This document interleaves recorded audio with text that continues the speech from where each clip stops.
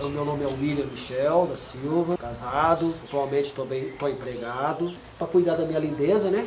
Esse princesa aqui que é o meu coração. Fico o dia inteiro fora, só chego de noite, aí é a hora que você está vendo aqui, né? É isso aqui, não tenho mais nem o que dizer, né? Mas tudo certo, né? A convivência da gente é mais só final de semana. E à noite, assim, algumas horas só, porque daí eu vou dormir também, que eu chego cansado. Mais ou menos isso. Essa aqui é a Andressa, né? Andressa Nunes da Silva, minha princesa, né?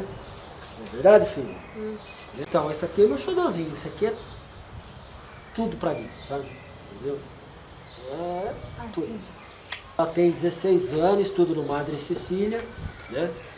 Já tá lá desde os seus, de neném, né? Dos seus 3 anos, 3, 4 aninhos que ela tá lá, no Madre Cecília. Porque ela começou quando descobriram que ela tinha a síndrome, já naquela casa-mãe taubatiana, né? Entendeu? Desde lá.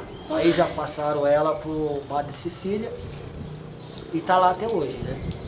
Ela é o síndrome, acho que, se eu não me engano, síndrome 21. O grau Síndrome 21. de Down, grau 21. Grau 21, se eu não me engano. A dificuldade dela, assim, principalmente mexer com o celular, ela tem um hábito bom, mexe direitinho, mas assim, a parte de coordenação de escrever o nome certo, né? Certo assim, correto, né? Saber escrever o nome correto, da maneira dela correto, tá meio assim dificultoso. E aprender a ler ainda, né? A entender, escrever e entender o que escreveu, né? Entendeu? É isso que está sendo a dificuldade. Eu acho, por ser umas crianças especiais, né? Que precisam de mais atenção, eu diria que teria que ter mais de um professor para ensinar quando está fazendo a parte, principalmente a parte de escrita. Principalmente a parte pedagógica, a parte escrita, que é aprender a ler e escrever, teria que ter mais de um para poder dar mais atenção a ensinar a parte da escrita, né? E saber ler, entender o que está fazendo. Porque eles são inteligentes, só que tem o seu tempo, né? Mas aí, se você tiver uma pessoa, ou mais de uma, para poder ensinar a parte escrita, com mais atenção, mais apoio, ela aprenderia mais fácil, né? William, então assim, o seu desejo como pai para melhorar o desenvolvimento da Andressa, qual seria? Seria que teria que ter mais de um professor na sala dela, ou na sala de outros alunos também, lógico, né? A gente não vamos também só pensar no filho da gente. Para poder dar mais atenção aos alunos. Deveria ter mais de um professor em cada sala, dependendo de cada caso. Entendeu? E na sala dela eu gostaria que tivesse mais de um, principalmente na parte da leitura e escrita.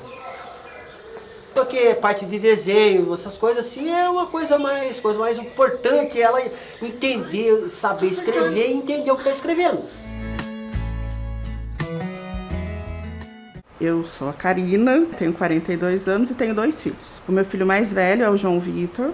Ele tem 11 anos e eu tenho a Ana Laura com 7. O João Vitor, ele está diagnosticado com autismo. A gente trabalha ele com autismo, mas a gente não fica muito presa no diagnóstico. Uma coisa que eu aprendi lá atrás foi que a gente tem que olhar a criança no individual, ver as necessidades dela. Ele tinha dificuldade para fazer alguma coisa há uma semana e hoje ele está conseguindo, então é uma evolução. Não importa que os outros começaram antes. Em relação à escola, ele estudou em 2 escolinhas particulares, que eu tive algumas experiências complicadas, porque a gente acaba querendo que a criança não dê trabalho. Então, em vez de forçar, a criança não quer fazer, vai pro parquinho. E daí a criança quer ir pro parquinho sempre, né? E quando ele foi pro 1º ano, ele entrou na rede municipal.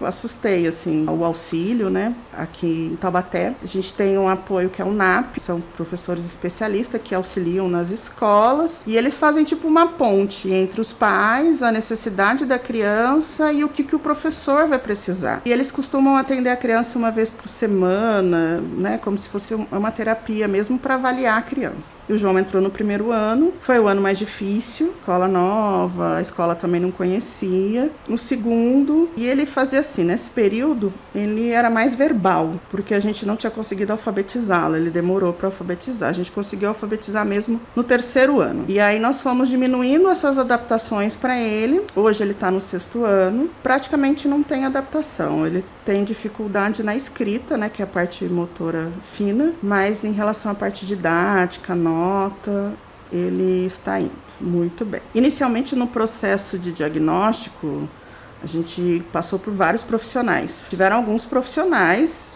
altamente reconhecidos que me falaram que ele nunca ia fazer nada, que ele nunca ia falar, que ele nunca ia ser alfabetizado, que ele não ia ir ao banheiro sozinho. E foram coisas que a gente conseguiu conquistar. Eu acho que se eu tenho alguma coisa para passar, eu digo, siga o coração. Não desiste. Nesse meio que a gente está, as pessoas que vão ser as maiores aliadas vão ser os terapeutas. Muitas vezes eu cheguei a levá-lo em fono, em TO, em psicólogo, e elas olharem para mim e ver que eu tava pior que ele. Então, assim, quer conversar um pouco, quer pôr para fora, porque é pesado. Eu li uma matéria há muito tempo atrás que diz que o estresse de uma mãe, de uma criança especial, ela é igual a um soldado em combate. Isso foi muito forte, assim.